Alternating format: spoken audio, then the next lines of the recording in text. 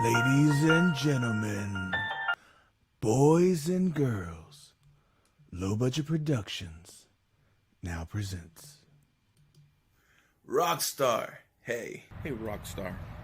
Hey Rockstar. Hey Rockstar. Hey Rockstar. Hey Rockstar. Rockstar. Rockstar. Rockstar.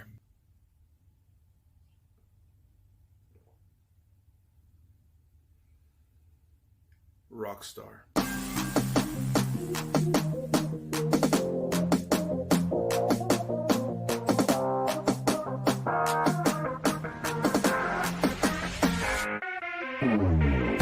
Hey Rockstar, welcome. This is a storytelling platform designed to empower you to build yourself up physically, spiritually, mentally, socially, and financially. Why stories? Because stories live on. They are eternal. They are a powerful reminder of what one can accomplish when opportunity presents itself. So listen carefully, learn the lessons, apply them to the Big Five, and become the rock star of your industry.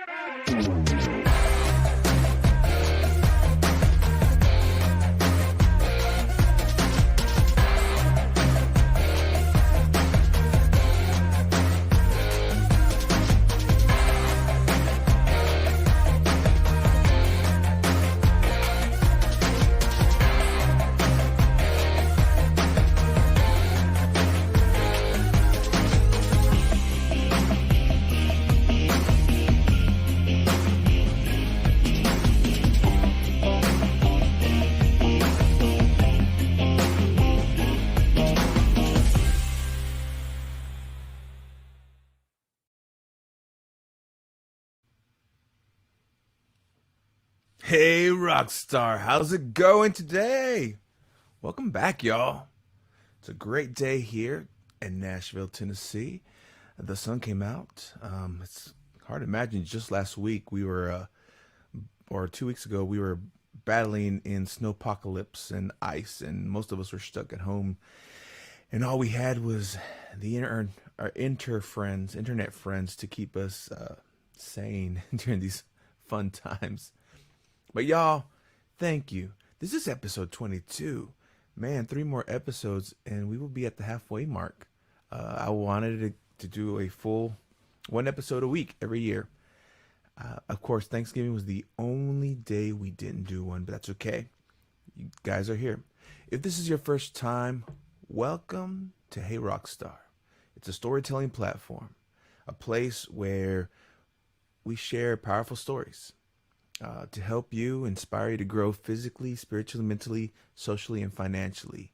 So then you can go and become the rock star of your industry. If this is your first time, go ahead and like and subscribe. If you're watching on the YouTube, if you're watching on Facebook, share it with your friends right now. Make comment, and at the end of the show, we'll try to highlight the comments and have a little conversation with you guys. And if you are one of the few that are brave for Twitch, welcome. Stick around. There's some value to be added today. And tonight, actually, later after the show, we're going to continue on with the thing I did with Twitch, or want to do with Twitch. It's called Bedtime Stories with a Rock Star.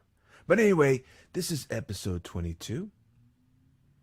How to wing it like a rock star. I know earlier I said how to wing it like a pro, but I'm like, hey, why just settle for a pro when you can be a rock star? Because that's what you guys are here. That's what you're looking for. That's why you've come.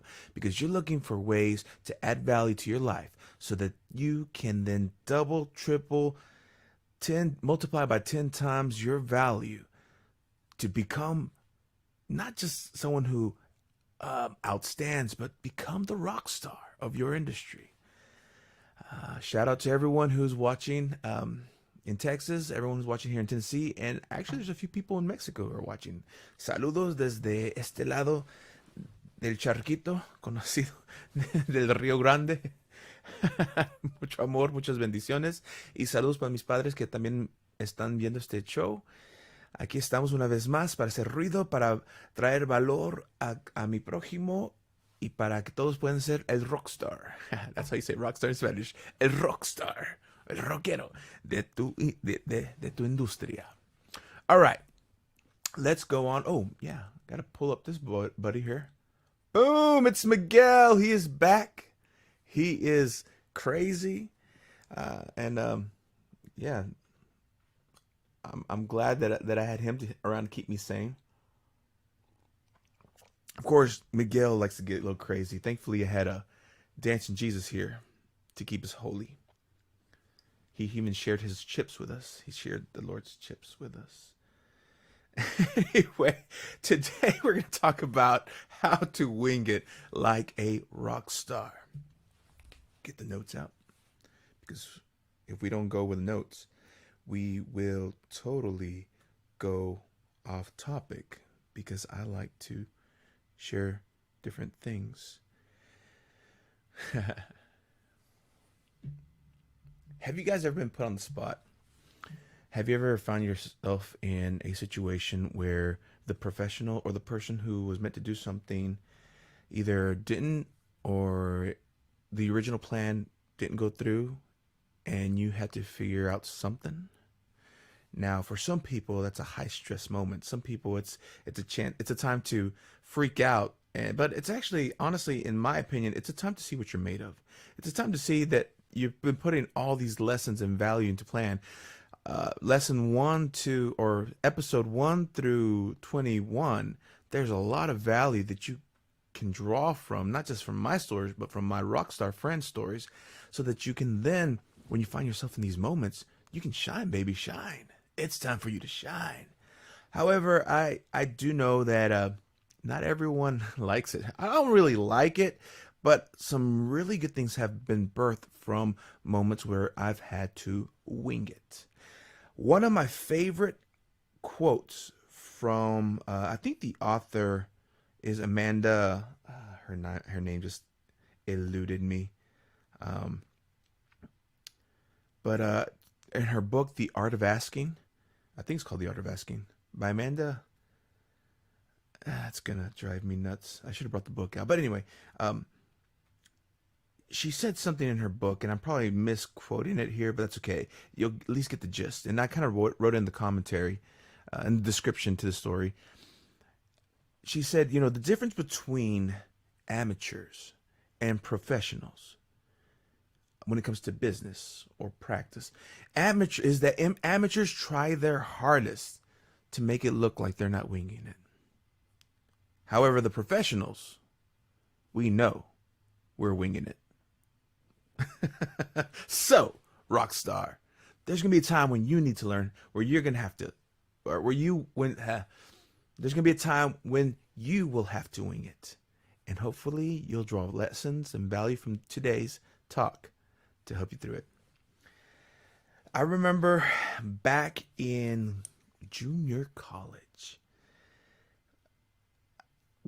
I've changed my major so many times, and I've shared this before. But one of the last things that before I went to the Bible University, one of the last things that I studied and I kind of declared was public speaking and communications. And I did an intro to public speaking or public speech as a prerequisite for a legal assistant program that I was also in. Yeah, that's a long story. My heart goes out to those of you who stuck with it. It just wasn't for me. But I enjoyed the performance aspect of speaking. I enjoyed that. And so I'm like, hey, I learned that I could study public speaking. Why not? Let's do this.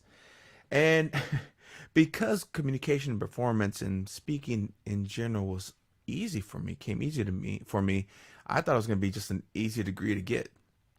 And to an extent it was. But I did learn a lot of the basics. I learned a lot of the theory that I learned. I was able to put it into practice, especially when I became a professor of communications at a small local night school back in West Texas. And I was able to use what I learned, it's funny, what I learned at school I was able to teach to others. And then, of course, what I learned on stage, well, that just came with experience and practice. However, back to this. I got to the point where public speaking was so easy for me. The speeches they would assign, it was an intro to public speaking. They were so easy. I couldn't see why everyone was stressing out on this because I would literally the night before, or usually sometimes even the morning before, I would just draw something up, break it down into intro, point one, point two, point three, outro, and I'd go in there and I wouldn't wing it, but yeah, pretty much wing it because I kind of knew how to the performance aspect. I could do it, but I didn't have some kind of note, some kind of structure, so I wasn't 100% winging it. But anyway, I got into that bad habit of just making my speech the day before because it was intro to public speaking. It really wasn't into as I grew more into my major and took other like what was the other one, interpersonal communications, debate, and all these other ones. Then you did need some preparation, but for intro to public speaking, it was just too easy. But I remember one particular assignment. I totally forgot about the speech that was due that morning, that day. And I wasn't running late for school. I would always kind of go a little bit early, and then I'd go swing by a cafe and get my coffee, and sometimes I'd walk into class with my coffee. But this time I was just drinking it, and for some reason I was there early and just waiting outside in the little lounge area where a bunch of fellow students were, and I ran into a couple, and I recognized a few cute girls from my speaking class, and of course I just approached them and just said, just being a college student, talking, what's up? And they just looked at me like, oh my gosh, are you ready for the speech today? And I'm like, what are you talking about? Yeah, we have a speech today and this and that. It's a how to, or I forgot. No, it wasn't how to. It was, it was it was like, it was an illustrated speech. Like, what do you mean? And like one girl had like this big old diagram that she had made. Another one had all these like like props that she brought, and apparently the the teacher assigned us to bring anything to add an illustrated point or just have something to show for an illustrated speech. And I was just like, I don't know what I'm going to be doing here. Oops, forgot to mute my phone, y'all. That was very embarrassing. So unprofessional. But I'm like, oh my goodness, what am I gonna do? And like, I didn't even have a speech prepared, and so finally, I just like, I just kind of got on my phone and just kind of, and I was drinking my coffee, and I just finished it, threw it away, and like, wait a minute, I have an idea, and I just kind of Googled some facts about coffee, where it comes from, how to prepare it, the best way. So basically, where coffee came from, just some quick, how it's prepared, just the roasting process, and even then I was very vague and just different things, and then different types of coffee that people might enjoy. And I'm like, but it needs to be an illustrated, and I'm like, I don't know what I'm gonna do. And then finally, as I'm sitting there in class, I'm like, I'm just gonna be honest and say, hey, I didn't prepare that well for this, or then suddenly I had the brightest idea. I was a decent drawer. And as soon as it was my turn to go up there, I got up and I grabbed a marker and I drew a cup of coffee on the whiteboard. And it was nice, made it all decorative, put a little logo on it, and then turned around and gave my speech on coffee. I got an A. And that girl who knew that I had just pulled this out of wherever hated me so much. She went on a date with me, but anyway, she's just so mad that it came so easy to me. But it was that was winging it. Oh man, good times. This is not coffee. This is tea, by the way. Because as much as I love a nice warm drink, it's hot today here in Nashville. Well, not hot, but it's warmer than usual. But that was a good times. Anyway, let's fast forward to a more mature Josafat. Oh, by the way, my name's Josafat Emiliano. In case that didn't give to you, hey Miguel, I'm going to let you take five, and that way you guys can appreciate the closeness of the new area. Hey Rockstar Studios, live from Nashville, Tennessee. You know what? At the beginning of this, I'm gonna start saying this show has been recorded in front of a live virtual audience. How's that for funny stuff? Hold on, let me pull this up.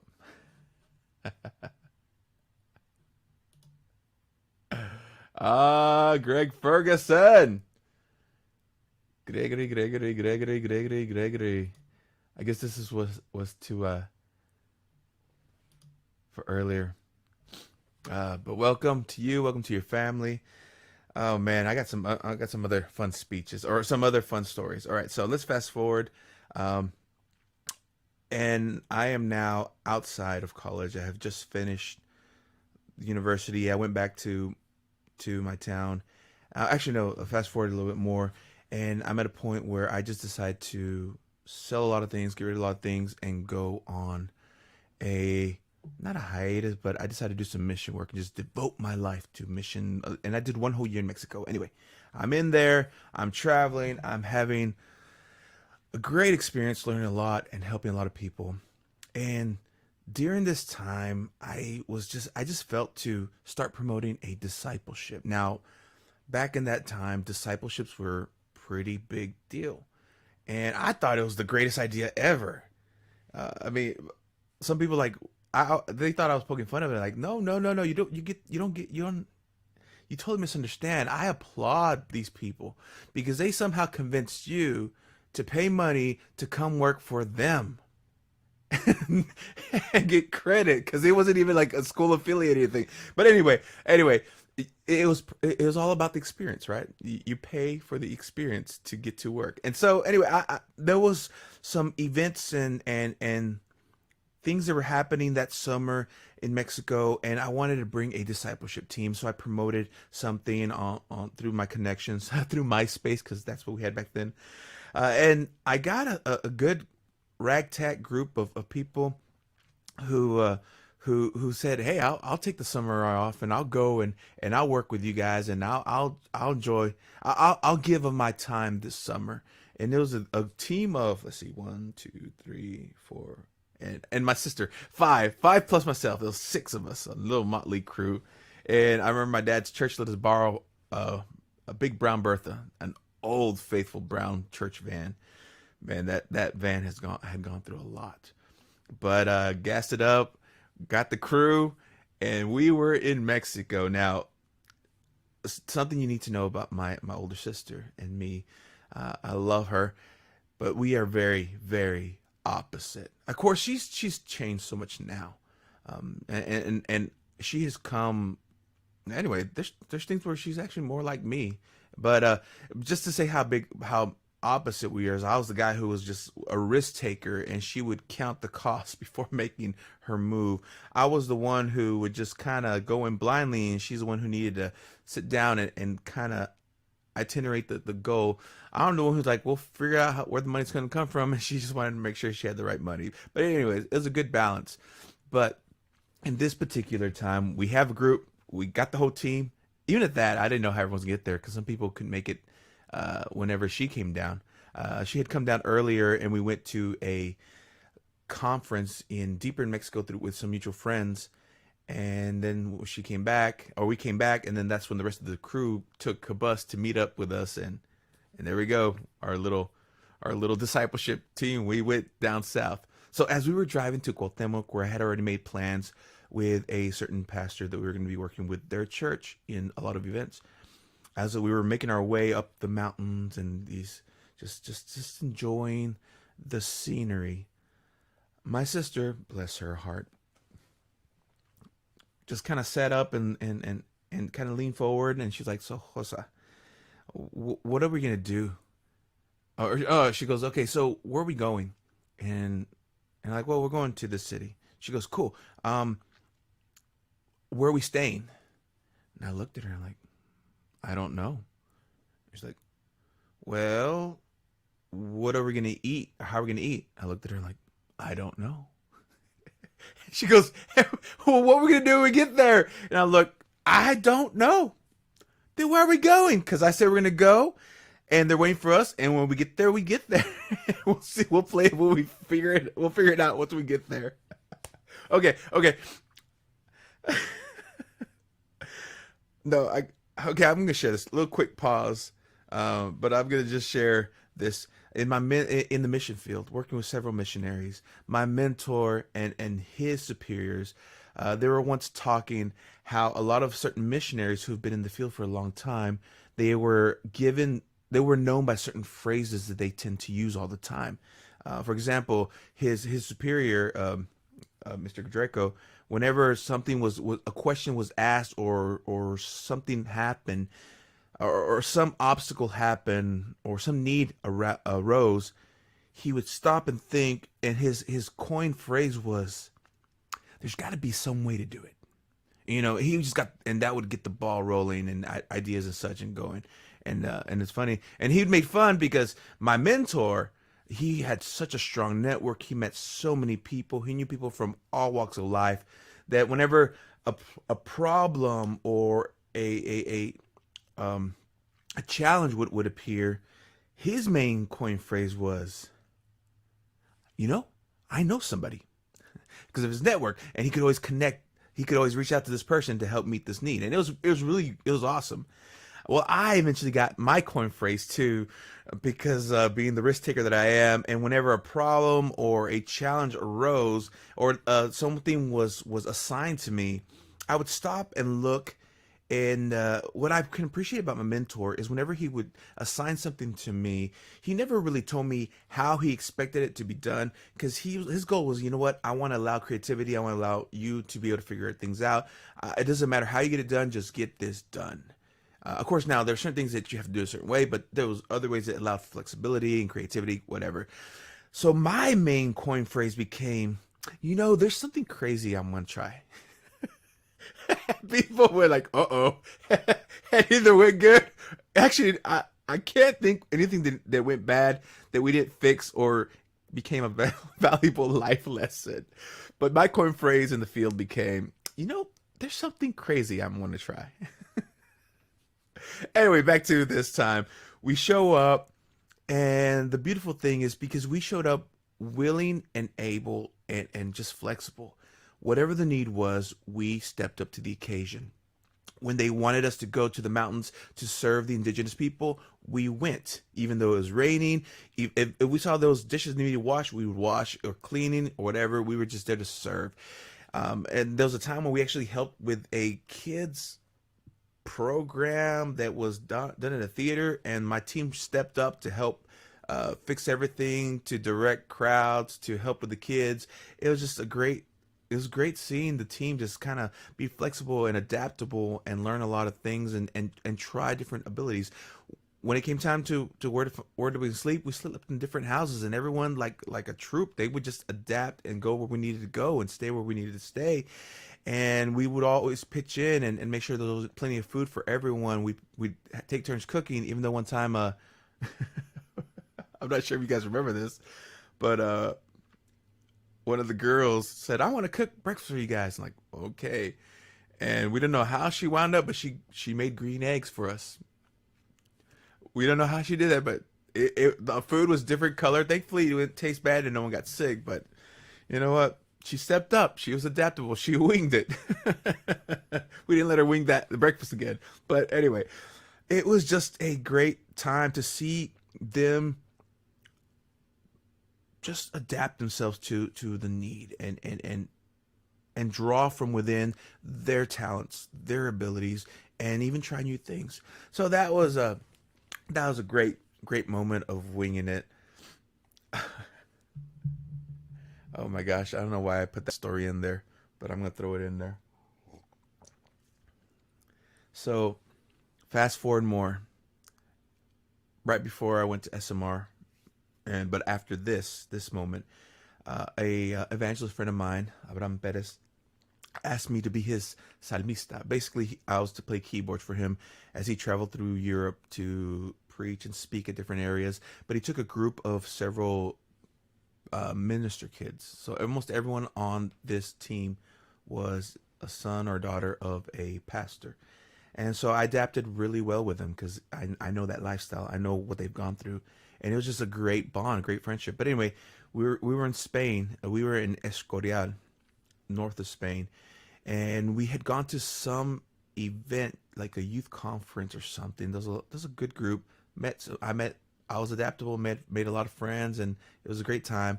But at one point, they just kind of last minute said, "Hey, by the way, we're gonna let you speak." And but I'm just turning around to us and like, "Well, I guess we're gonna minister and sing." And I'm like, "All right." So he's like, "Who knows how to do this?" Like, well, I can play keyboards.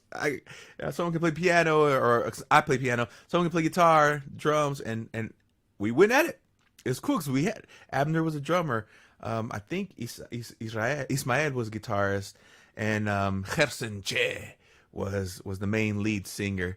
And I gave him second voice, and Naomi and Jeanette also helped with singing. It was just a little troop. We just got there and led worship, and at one point we're just jamming out, and Abraham was just presenting everyone. By the way, this is so and so, and this is so and so.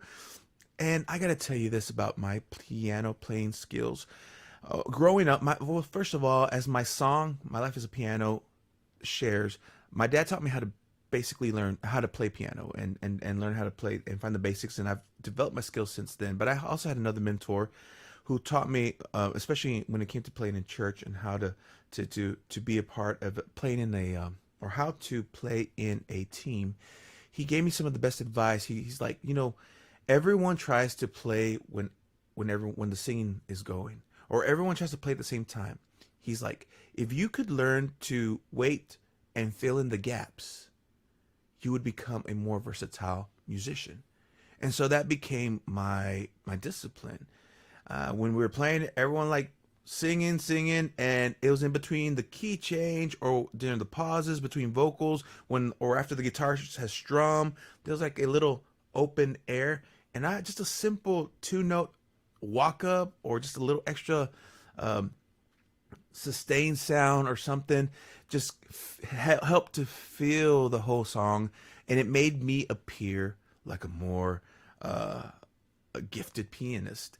Even though whenever everyone was singing, I was playing very basic chords, very simple, just keeping up with everyone. It's just I would fill in the gaps and learn to make it sound fuller, and that would just became my style. Especially whenever it's just me solo. As long as I'm singing, I play real simple. It's whenever I'm paused or between singing phrases where I do a little extra, kind of like BB King. I read his biography.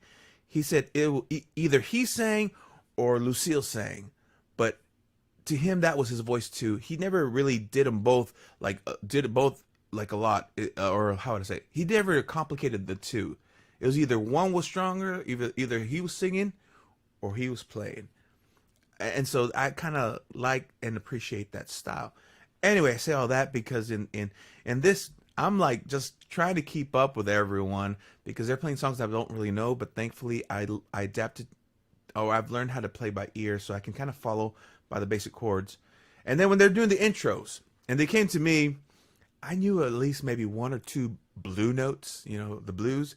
And so, everyone's like, they introduced the bass player. He's like, do, do, do, do, drum, guitars, and keyboardist. And I was just like, I did a few little blues scales. And they were like, you're awesome. And to me, I'm like, I'm not a hack, but I'm like, it was because when everyone was going, I was simple. It was in between the gaps where I just fill it in and add a little extra, and people just thought I was the coolest. Anyway, that's that. Those are 3 stories that I want to share about winging it, or examples that I've had to wing it, and amongst other times that I've had to wing it. But before going, I wanted to share just a few tips. Ooh, did you hear that pop? Tips to help. Tips to help wing it like a rock star. All right. So the first tip that I have for you guys is You can only give what you first put in. Now, you've been with me for what, 22 shows now? You know what the heart of Hey Rockstar is. The heart is, I want you to add value to your life. If what you're doing now is not working, then something needs to change. Maybe nothing's wrong. You're not broken. The system you've been using is broken, and we need to change things. The first and fastest way to do that is by adding value to you, adding worth to you, by pouring into yourself, by educating yourself, by growing mentally, physically, spiritually, socially, financially, by growing in all these areas and just constantly being faithful and putting in. You will develop a confidence. You will put so much in you, because you can't pull out what you don't have in. Like, as much as I know how to wing it, if someone were to ask me to wing it and cook a souffle without instructions, I really couldn't, because I've never put that in me. I mean, I could cook you an omelet. I know how to do that. I could do some other things. I can grill a steak. I can do all those good things because I've learned, I studied, I practiced, I failed and had to eat some tough meat sometimes. But, you need to start putting things of worth in you, taking tokens of worth, of value, of things that you can use to create something better, to do something. So whenever the opportunity for you arises to wing it, to step up to something you're not comfortable doing, you can say, well, there's something crazy that I want to try. Or, you know what, I've been learning about this, and I think I want to give it a go. And then you can give it a go, and it's either going to be an amazing, successful experience, or a lesson that you will learn and hopefully not duplicate next time. It's experimental. It's a science experiment. You got to learn to become like a mad scientist. But you need to learn the basic elements. You need to learn the basic things that you can work with, the fundamentals to work with. And then you can start being creative in that aspect. I'm not sure if this is going with something else, but when it comes to public speaking, actually, no, I'm just going to not go there with this. That's a whole different life lesson. But so again, when it comes to winging it, when it comes to tips to help you wing it, you got to remember that you can only take out what you first put in. So my advice to you, put in experience. Learn, try, experiment, grow. Deposit skills, deposit value in you guys. Read if you have to. Listen if you have to. Watch YouTube videos if you have to. Sit down and meditate and see what comes from within, what crazy ideas, and try them out. Anyway, first tip, again, you can only give what you first put in. A second thing to make you a rock star winger, start with what you know. That's where the point is. It's okay to start with what you know. If you've ever decided to become a public speaker, there is a great organization known as Toastmasters. And in Toastmasters, basically, once you sign up with this club, you take turns in preparing and sharing or performing speeches in front of a group of peers. And then everyone will kind of give you like I want to say sandwich, a compliment, criticism sandwich, but they would take time they would each give you things that you shined in and did well, and they would give you advice on how you can grow. And then everyone would just give you different advice, and then next week someone else would share a speech, and you got a chance to do the same. Watch them, give them criticism, positive and not so much negative, but things they could work on. And it just helped you become a listener and helped you become a better a better listener and helped you become a better performer, speaker. But anyway, the first two speeches that they give you, they always start you off with these first two speeches. The first speech is you talk about yourself. And the second thing is you talk about what you are passionate or about, or you talk about your passion. Because those two things are the easiest thing to talk about. Your experiences, what you know. You know, one hack that I use, or not so much a hack, but whenever it came to on the spot teaching someone a lesson, because there've been times when they've like I've gone to a small group meeting and people just kind of ask me, "Hey, what are your thoughts on this?" Or do you want to add something of value to them? I would just I would think back and I would listen. Well, I mean, I would think back to what I heard and learn and acknowledge. And there's always, no matter when you hear a story, most of the time there is a Me Too moment that you can relate from there, or something that is similar to them and to you. Everybody does it because we are creatures of habit. We want to fit in, or we want to find something of common interest in everyone. So something like I sneezed, like, oh my gosh, I sneezed once in my life too, you know, kind of situation. But anyway, I would always start off with an experience that I had that was similar to whatever what topic was being shared. And then I would pull out the life lessons that I learned from there.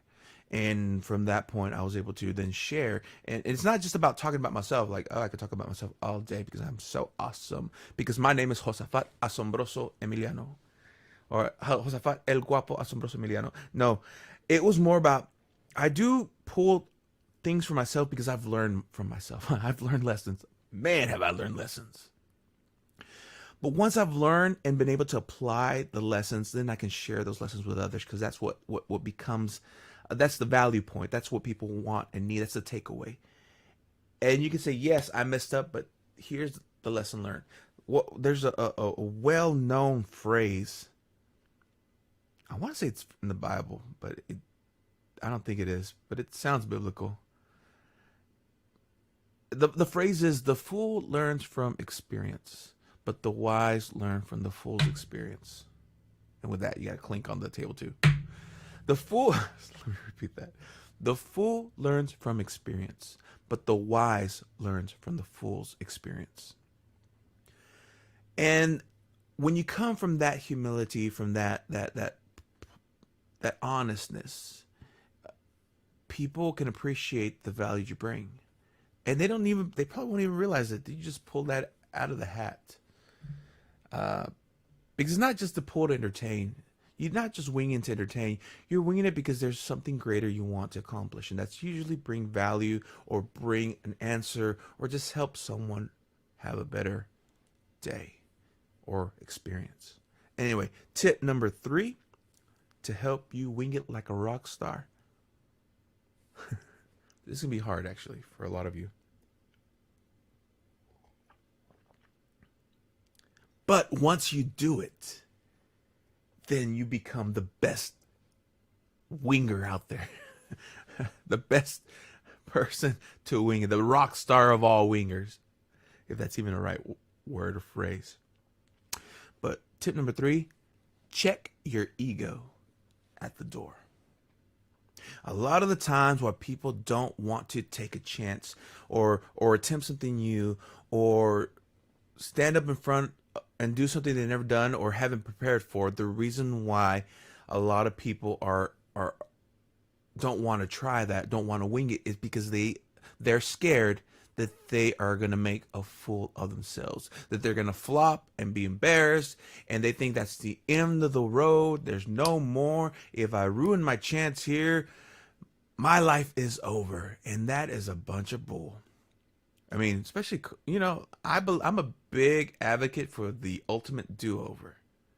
If you messed up in this city, move on to the next city. If you messed up in high school, you always got college. If you messed up with your first marriage, just kidding, I'm not going there. But you know what I meant. I'm saying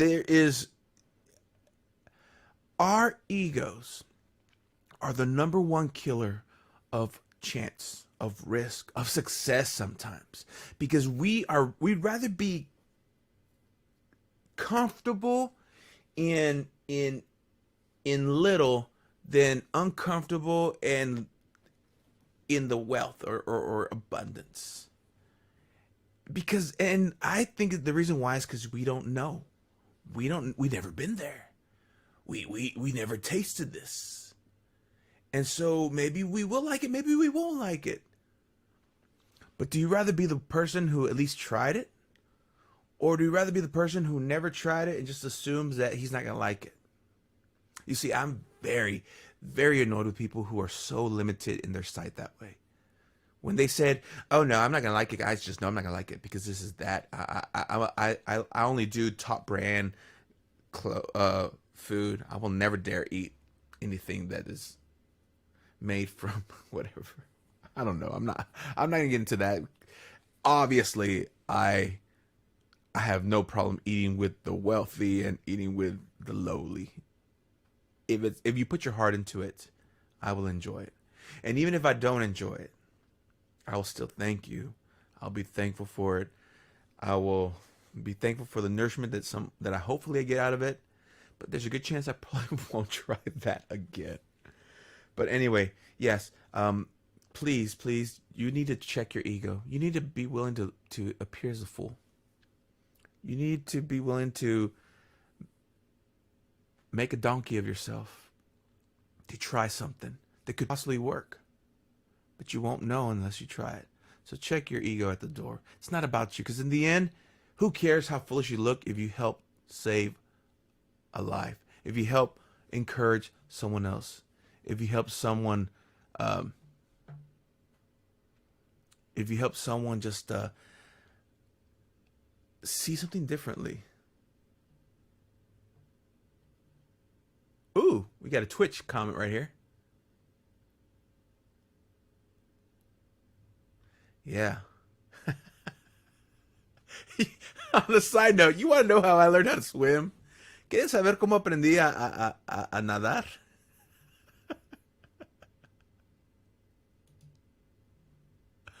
Wow.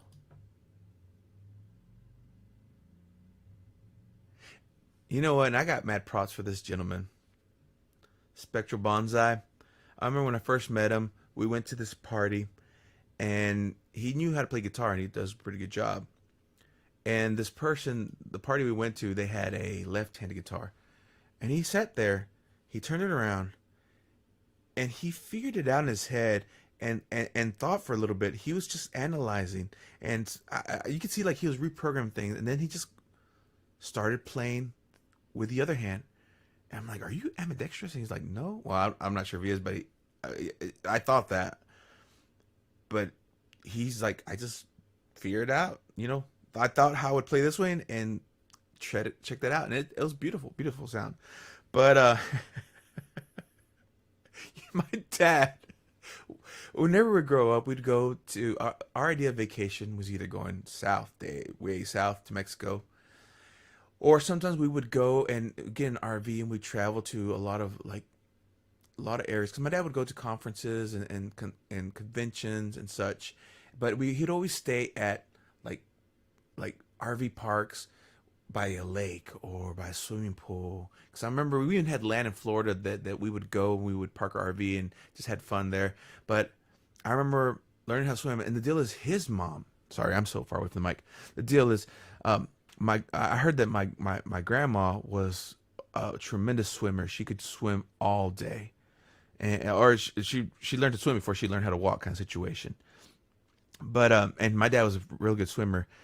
And I remember like, Dad, I want to learn how to swim. And we're on this pier. We're on this thing, like this floating pier in the middle of this lake. And he goes, "Okay." And he got up on this pier, and he goes, "All right, you ready, son?" "Yeah." And he threw me into the lake. Don't worry, he didn't let me drown, but he let me experience it. He let me experience it. And then when he pulled me up and held me on, he goes, "All right, son. Now you know what that feels like. Now you know what it's like to not know control." He goes, "So this is something you need to take seriously." And he probably doesn't remember that, but that was one lesson. And eventually I learned lessons like when you got to hold your breath, take in a deep breath, and say, and I'm not sure if it was him or my cousin who's a lifeguard later on taught me that the lungs are basically two flotation devices. As long as there's air in there, the body will float. He goes, the reason people drown is because they panic and they start gulping and breathing in and the water, and eventually there's no more air in the lungs and it's just water, and then that's when the body sinks.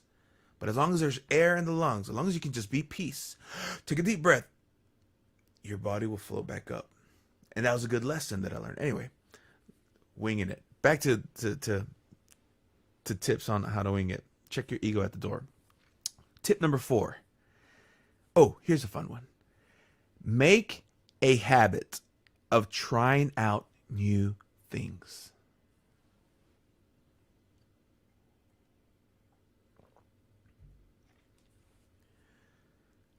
That's kind of self-explanatory. I would never have known how to do something like this had I not first picked up a camera. I wouldn't have known that I had an eye for photography had I not first found this camera and started just messing with it and paying extra money, because back then we used film. Or other areas of growth. Everything I've learned is, and thankfully there's YouTube videos that you can watch and learn. That if we had YouTube videos back when I was younger, I don't know, I think I would have had so much more success. But I'm thankful I am where I'm now, because I've learned a lot of things through trial and error. But I can use that with things. But again, this goes along with the very first point, that you can only give what you first put in. Learn to be experimental. Learn to try on different things. Learn to mix and match. Try it out. Taste it out. Smell it out. Ew. Attempt something. Attempt something that scares the daylights out of you. As long as it's not lethal. But attempt something. Attempt talking to someone. Attempt a new language. Learn different things. A movie that just came to mind. Yes Man. Jim Carrey. And Zoe, forgot her last name. The Chantels or something like that. Zoe Hoya knows who that is. Anyway, this man was all about limiting. He had way exaggerated boundaries, and he was just comfortable in just his little norm. And then finally a friend challenged him, or a friend took him to some motivational speaker who challenged him to rewire his way of thinking and to start saying yes to every opportunity that came to him. And that's part of the comic of it. If anyone asks you a question, or if anyone asks you a favor, say yes to the experience. And so because of him opening up and trying out new experiences, he learned how to play guitar. He knew how to learn another language. He learned how to dance. He learned how he found this girl, asked her out. He gave someone a ride, and it's just so many different opportunities. By just saying yes and being spontaneous and trying out the new things, it added so much value that he had a life to share. And then finally, when he had to get healthy boundaries, like, well, you can't say yes to everything, you got to know your limitations, then he was able to say, okay, then this is what I really enjoy. I really want to do this, and I enjoy growing, but also this is a little excessive. So you learn your boundaries, you learn that stuff, but don't be scared to try new things, try new restaurants. Make a list of different restaurants, and every week go to a different restaurant that you haven't tried before.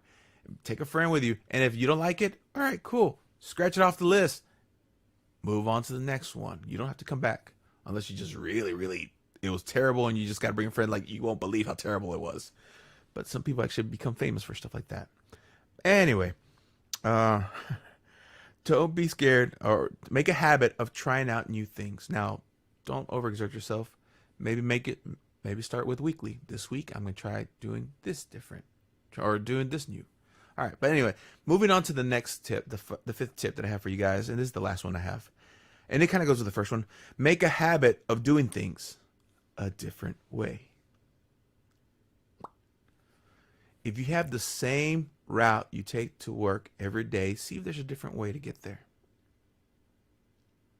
If you're used to cooking eggs a certain way, try a different style.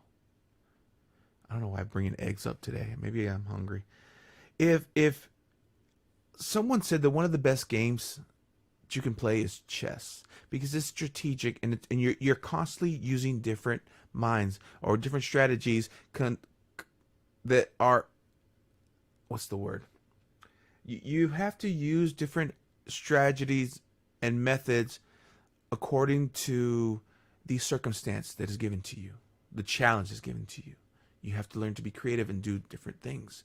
Uh, and so that is the challenge of doing things you normally do every day, but doing it a different way.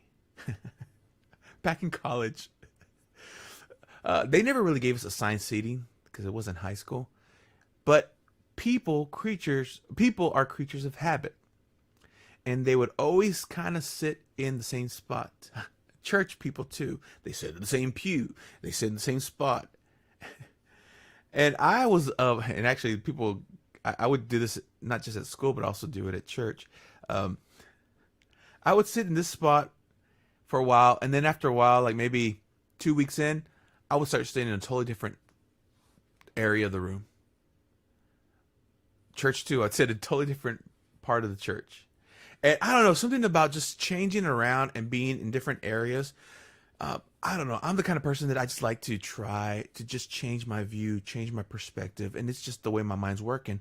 Uh, I wanted to get used to every area so that if I had to be in this area, I was okay because I knew how to adapt in this area or whatever. And the same thing is whenever I worked with SMR, I was in a different country every month and was having to learn to readapt. I mean, a lot of things about myself were similar.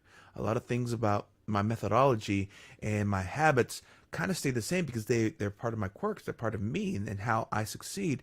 But another thing that really helped out is because I was also so adaptable and so used to the change and differences. Whenever I went to another country, I'd see similarities, but at the same time, I appreciated the differences and I would try and experiment with new things.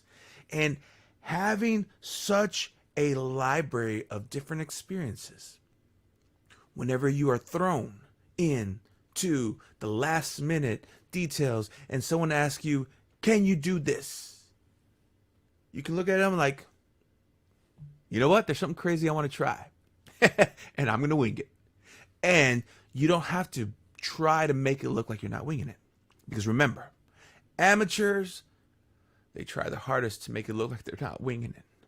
But professionals, we know we're going to wing it.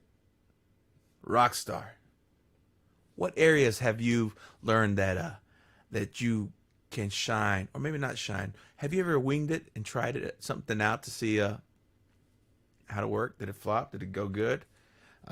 Did you ever try preaching or speaking a different way?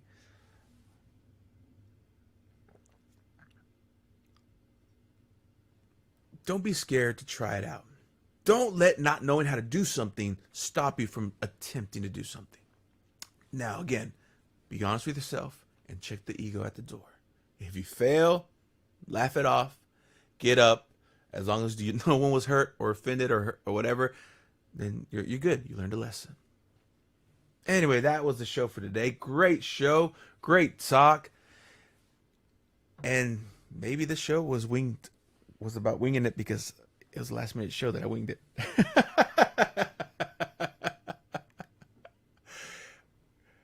Rockstar, is Miguel still here? There he is. Hey, Rockstar is happy that you guys made it. Let me see the comments. Anything new? Get the all shucks. Oh, I know what that was for.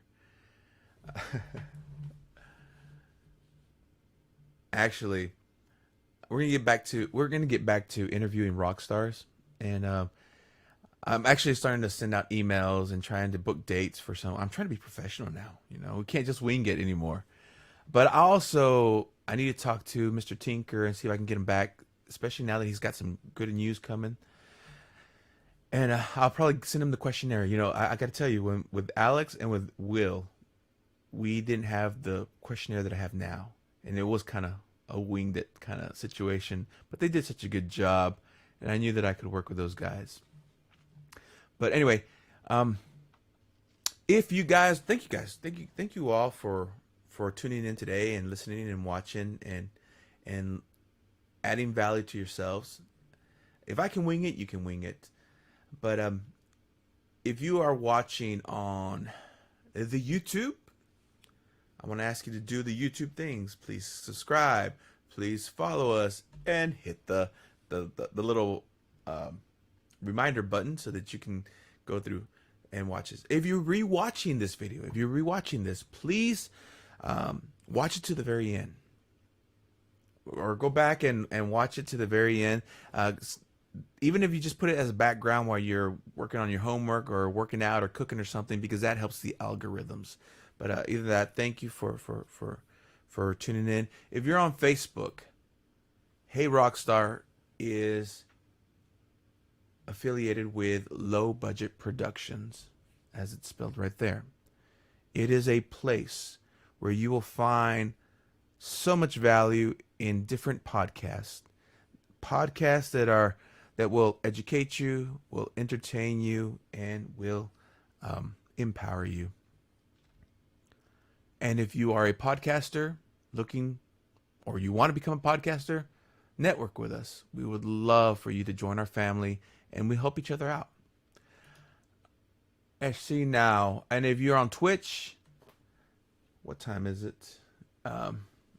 It's 6:30. I got a meeting here in about an hour, but around 9:30ish on Twitch and on Periscope via Twitter, I'm going to go live again to read chapter 2 of